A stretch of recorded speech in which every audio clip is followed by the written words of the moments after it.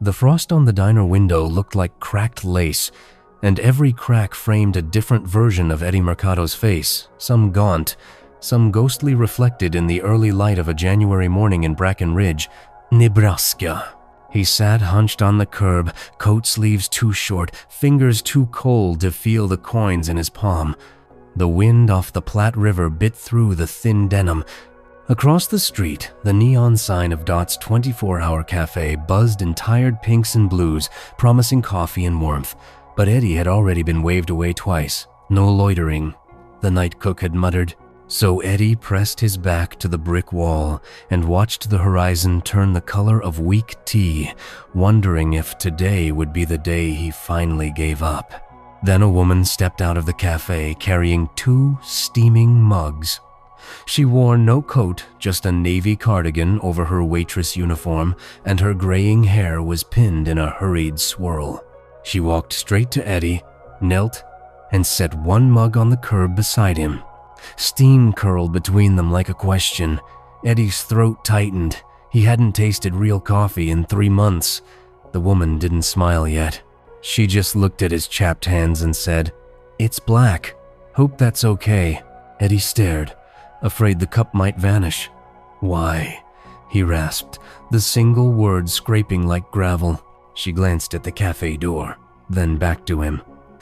"Because I once needed someone to hand me a cup I didn't deserve, and you look like you're deciding something heavy." She paused, softening. What would you have done in that moment? Eddie's fingers closed around the warmth. He had no answer. The woman rose, gave a small nod, and walked back inside. Only after she disappeared did Eddie notice the keycard tucked beneath the saucer, the kind used for the motel across the highway. On the back, in blue ballpoint, Room 14, showers hot, no strings. He pressed the card to his lips, eyes stinging harder than the wind. Eddie hadn't always been cardboard for a mattress. 27 years earlier, he'd been the quickest welder in the Bracken Ridge High shop class, the kid who could coax stubborn metal into fences and garden gates that still stood around town. His mother, Rosa, cleaned the courthouse at night and sang boleros while she folded laundry. When she died of a stroke the summer he turned 19, Eddie's compass cracked. He quit community college, took double shifts at the grain elevator, and tried to outrun grief with overtime. The elevator closed in 2014. Jobs thinned, rent climbed. A bad fall from a scaffold left his right shoulder frozen. The pain pills became the only thing that let him sleep. By the time he pawned his mother's rosary for gas money, he was too ashamed to call the few cousins left in Colorado. The car died outside North Platte. He walked the last 40 miles home, only to find the house he'd grown up in had been sold for taxes. The new owners kept his mother's lilac bush, but not her son. For 6 winters, Eddie rode the Burlington Northern boxcars south and north again, learning the geography of charity lines and church basements. Each time he returned to Bracken Ridge, another storefront was boarded, another friend had moved away. He told himself the town forgot him, but the truth was he'd stopped looking people in the eye.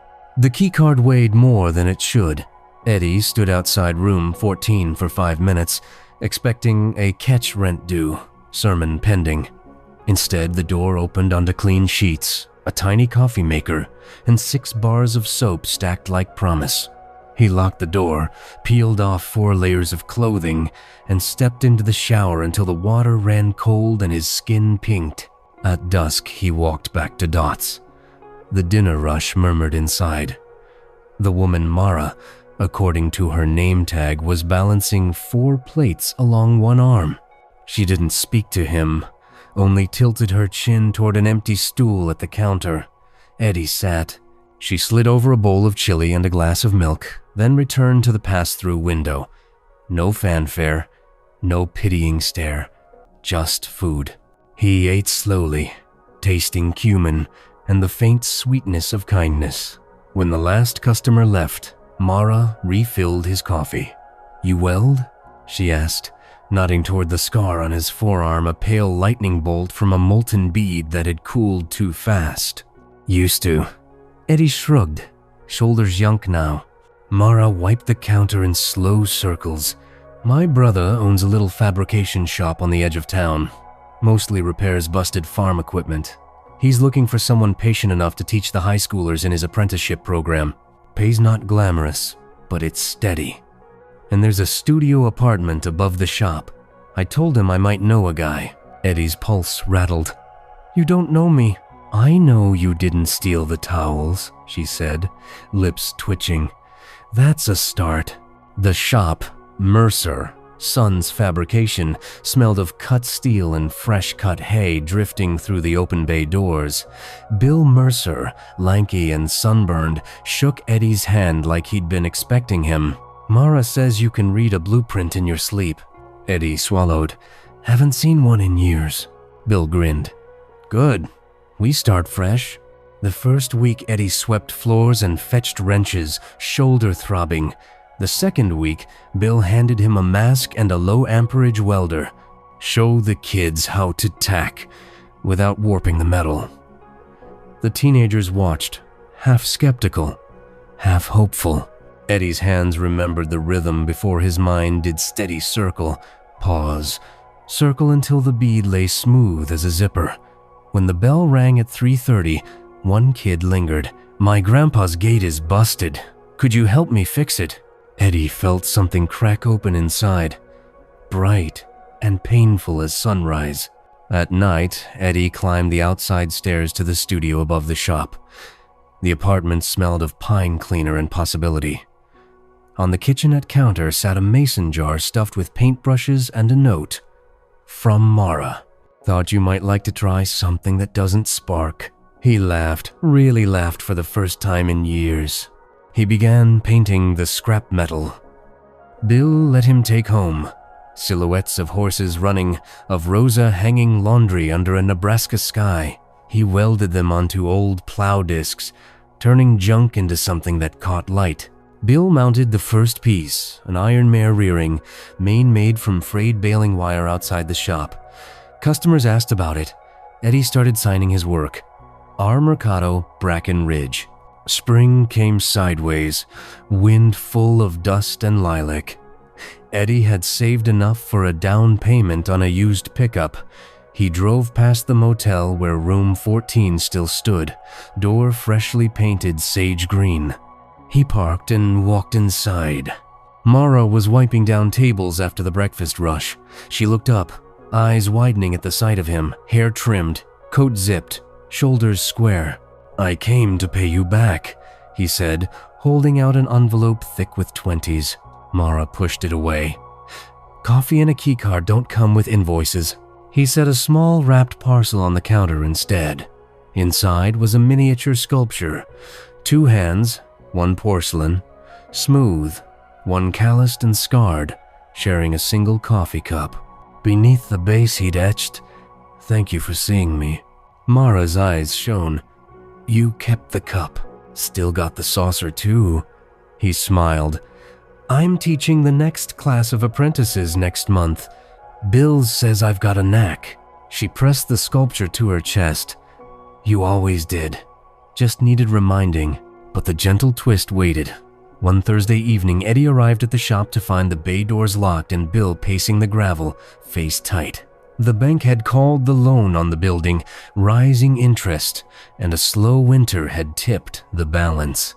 Without the shop, there'd be no apprenticeship, no studio, no second chance. Eddie spent the night in the apartment staring at the ceiling beams, feeling the old darkness crawl up his throat. He could run boxcars still rattled through at midnight, or he could fight for the place that had fought for him. At dawn, he loaded every sculpture he'd made into the pickup and drove to the town square where Saturday farmers' markets set up. He laid the pieces on borrowed tables, prices scrawled on torn cardboard. People stopped, drawn by the raw elegance of scrap reborn. A rancher bought the running horses for his wife's birthday. A teacher took the iron mare for the high school lobby. By noon, half the inventory was gone. A reporter from the North Platte Telegraph snapped photos. The headline the next week read, "Homeless veteran turns junk into hope local shop hangs in the balance." Donations trickled in, not enough, but something. Then Mara appeared, with a man in a tweed coat, an art dealer from Omaha who'd seen the article. The dealer offered to host a gallery night at Mercer. Suns, wine, string lights, Eddie's sculptures, and a silent auction of the larger pieces. Bill protested that the shop wasn't fancy. The dealer smiled. "People don't buy art, they buy stories. And this one's gold." The night of the auction, townspeople who hadn't stepped inside the shop in decades filed past sparks and steel shavings. Teenagers Eddie had taught pointed out welds to their parents. Mara poured coffee into paper cups, sleeves rolled to her elbows. When the final piece, a life-size silhouette of Rosa hanging laundry, sold for more than Eddie had earned in any year of his life, Bill's eyes glistened. The loan was covered, with enough left for new equipment and a college fund for the apprentices. Bill clapped Eddie on the back. "Looks like the shop's got 2 names now." Eddie laughed, wiping his eyes with the sleeve Mara had patched months earlier. 1 year later, on a crisp October evening, the shop's open house smelled of chili simmering on a hot plate and fresh-cut cedar from the new lumber rack. Eddie stood near a display of student projects, garden trellises, and bike racks welded by nervous but proud 16-year-olds. A boy tapped his arm. "Mr. Mercado, my grandma wants to know if you can fix her gate." Eddie recognized the kid who'd lingered that first week. "Tell her we'll do more than fix it. We'll make it sing." Across the bay, Mara refilled coffee cups, her laugh rising above the chatter. Eddie caught her eye and raised his mug in silent toast. She lifted hers back. The steam between them now carried the scent of second chances.